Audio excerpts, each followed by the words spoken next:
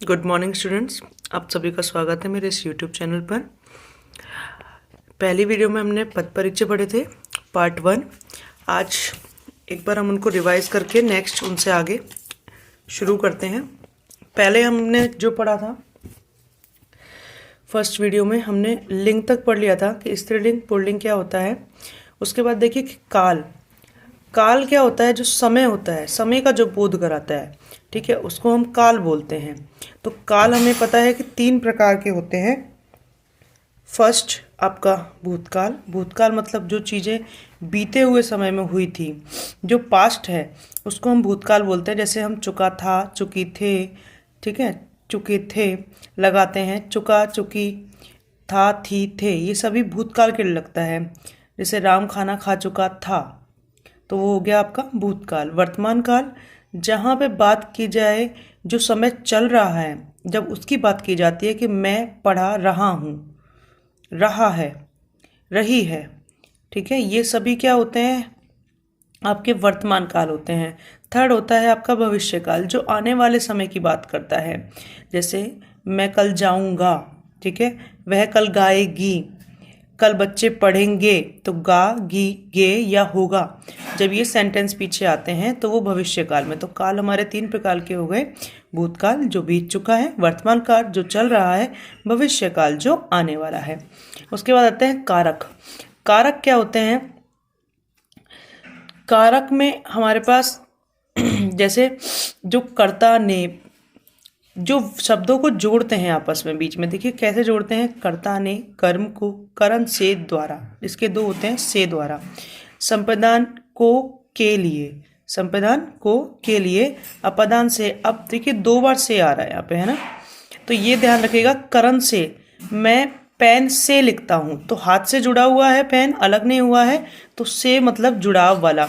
जब कोई चीज़ अलग हो जाए, जैसे मैंने बैग घर से बाहर फेंक दिया, तो बैग और घर दोनों को अलग हो गया, ठीक है। पेड़ से पत्ते गिरते हैं, पेड़ से पत्ता अलग हो गया, तो से आ गया आपका, इसका मतलब अपादान, अलग होने के लिए।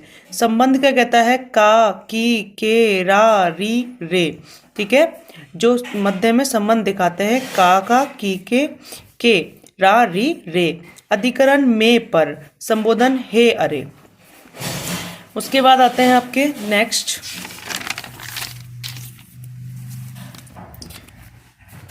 आज हमारा जो टॉपिक है वो है क्रिया विशेषण।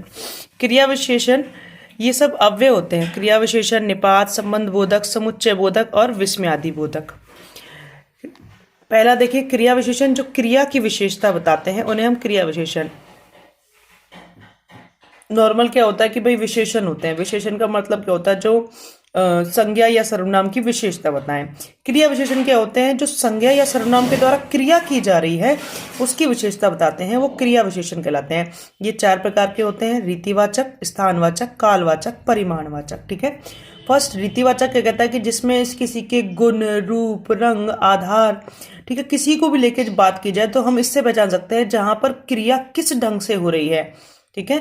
जब बात की जाए कि किस ढंग से हो रही है, जैसे बारिश धीरे धीरे आ रही है, तो बारिश कैसे आ रही है? धीरे धीरे आ रही है। धीरे धीरे क्या हो गया? रीतिवाचक में चला गया। इसके क्वेश्चंस में अगर हम बनाएंगे तो बारिश कैसे आ रही है? धीरे धीरे आ रही है। घोड़ा कैसे भाग रहा है? बहुत तेज भाग रहा है। तो ये चीजें क्या हो जाती हैं आपकी, क्वेश्चन लगा के देख सकते हैं हम कि कैसे और किस लगाने से अगर आंसर मिल रहा है, इसका मतलब हमारा रीतिवाचक क्रिया विशेषण होगा। जैसे उदाहरण के लिए देखिए, बच्चा तेज दौड़ रहा है। बच्चा कैसे दौड़ रहा है? तेज दौड़ रहा है। अपना काम ईमानदारी से करना चाहिए। अपना काम कैसे करना चाहिए? ईमानदारी से करना चाहिए, ठीक है। दूसरा आता है स्थानवाचक। स्थानवाचक जहां पर क्रिया जो घट रही है वो कहाँ घट रही है उसका बोध कराए तो वो स्थानवाचक हो जाता है। जैसे यहाँ, वहाँ, ऊपर, नीचे, आगे, पीछे। अब थोड़ा सा हमें ये ध्यान रखना है कि कभी कभार बच्चे जो गड़बड़ी करते हैं वो ये करते हैं, जैसे अगर हमने लिख दिया है आगरा, ठीक है, आगरा में ताजमहल है।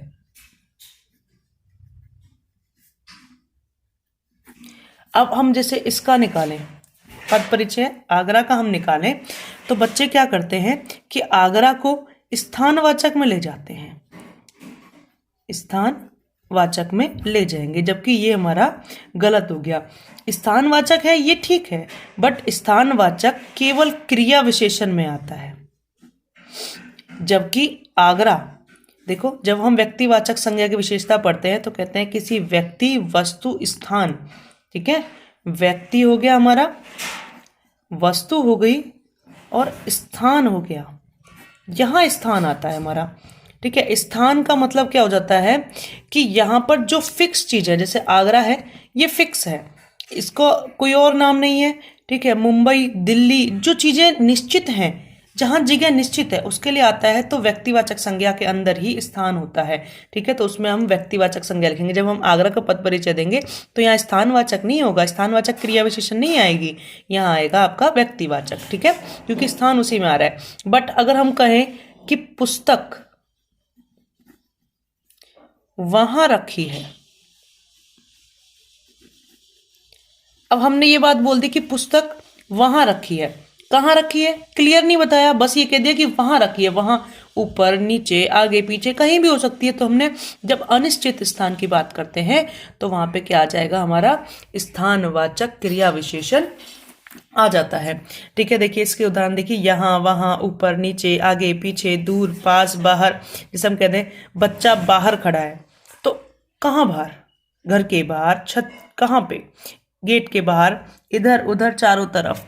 तो अगला देखिए कालवाचक क्रिया विशेषण, जहां पर क्रिया कब घट रही है उस समय का बोध कराया जाए, जब कब लगा के आपका प्रश्न आ जाए तो आपका कालवाचक क्रिया विशेषण होता है। जैसे हम प्रातःकाल घूमते हैं, कब घूमते हैं, प्रातःकाल, शाम, आजकल, अब, अभी, दिन भर, मैं दिन भर काम करूंगा, कब काम करूंगा, दिन भर काम करूंगा, लगातार, सदैव, नित्य, हर बार, हमेशा, कल। उसके बाद आता है परिमाणवाचक, जहां पर क्रिया की मात्रा, नाप उसका पता चले तो वहां पे आपका परिमाणवाचक क्रिया विशेषण होता है। जैसे कितना लगाएंगे तो हम इसका आंसर आ जाएगा कि वह कितना कमाता है, वह थोड़ा कमाता है, वह अधिक कमाता है, वह बस इतना ही कमाता है, वह पर्याप्त कमाता है, ठीक है। जैसे हम किसी से कोई दूध की मात्रा को बताते हैं कि 1 लीटर दूध चाहिए, ठीक है, कितना चाहिए, 1 लीटर दूध चाहिए। तो लगभग, सर्वथा, अत्यंत, अति, कई, कम, एक, अधिक, कितना, तनिक, बस, इतना, पर्याप्त और थोड़ा, थोड़ी, 2 लीटर, 4 मीटर, ये सभी क्या होते हैं, आपके परिमाणवाचक हो जाते हैं। देखिए जैसे अब ये था कि गौरव 3 बजे से पढ़ रहा है ना, ये आपका कालवाचक में है। गौरव कितने बजे से पढ़ रहा है, तो 3 बजे से। कब से पढ़ रहा है, 3 बजे से। बीमारी के कारण कम बोलती है, ये आपका परिमाणवाचक हो गया कि बीमारी के कारण कितना बोलती है, कम बोलती है। यहाँ आप कितना लगाओगे तो आंसर आपका आ जाएगा, यहाँ आप कब लगाओगे तो आंसर आपका आ जाएगा, यहाँ आप कहाँ लगाओगे तो आंसर आ जाएगा, और यहाँ पे आप कैसे या किस प्रकार लगाओगे तो भी आंसर आ जाएगा। अर्थात ये हो गए हमारे रीतिवाचक क्रिया विशेषण। ये हो गया हमारा स्थानवाचक कि किसान खेत में निश्चित नहीं है हमारे पास, खेत में कहाँ है, आगे है, पीछे है, बीच में है, बस हमें ही पता है खेत में है, अनिश्चित में हो गया। सुमन ऊपर बैठी है, ऊपर बैठी है मतलब कहाँ, टेबल के ऊपर बैठी है, छत के ऊपर बैठी है, बेड के ऊपर बैठी है, किसके ऊपर, ठीक है। उसके बाद हो गया कब होता है हमारा कालवाचक कि गौरव 3 बजे से पढ़ रहा है, कब से पढ़ रहा है, 3 बजे से। बच्चे प्रतिदिन खेलते हैं, कब खेलते हैं, प्रतिदिन, डेली। अब यह हो गया हमारा परिमाणवाचक कि बीमारी के कारण कम बोलती है, कितना बोलती है, कम बोलती है। हम लगभग पहुंच ही गए, हम कितना पहुंच गए, लगभग पहुंच गए, ठीक है। ये हो गए हमारे परिमाणवाचक।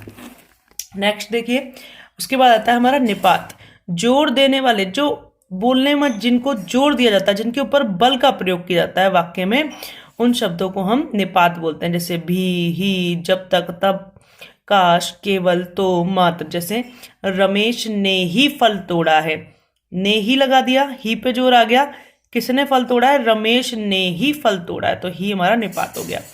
तुम अब भी खड़े हो, तुम अब भी खड़े हो, तो भी पे जोर दिया जा रहा है यहाँ पे, ये हो गया हमारा निपात।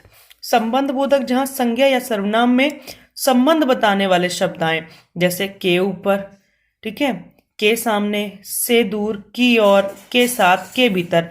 विद्यालय के बाहर कार है। कार और विद्यालय दोनों के मध्य संबंध किसने बताया? के बाहर ने। कोठी के चारों ओर वृक्ष है। कोठी और वृक्ष के मध्य में संबंध कौन बता रहा है? के चारों ओर।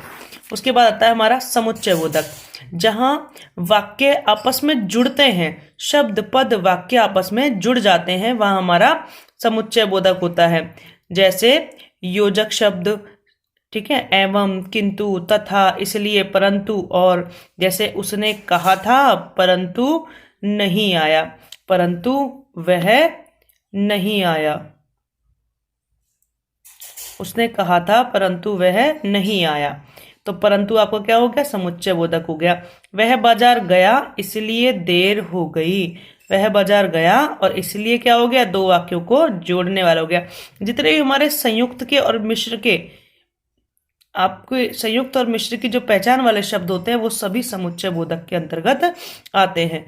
विस्मयादि बोधक क्या कहता है? कि जहाँ पे हर्ष, शोक, उत्साह, घृणा, विस्मय, भय आदि भाव दिखाने वाले शब्द होते हैं। जैसे ओह, मैं थक गया, ठीक है, उफ, ये क्या हो गया, आह, मजे आ गए, वाह क्या बात है, छी, घृणा के लिए लगाते हैं हम, हाय, ठीक है।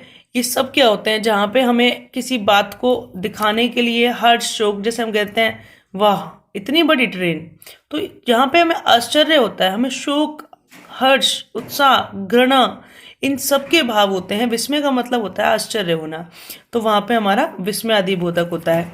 आई होप आप सभी को समझ में आया होगा पद परिचय। और ऐसी वीडियोस को और देखने के लिए मेरे चैनल को please like, share and subscribe करें। Thank you.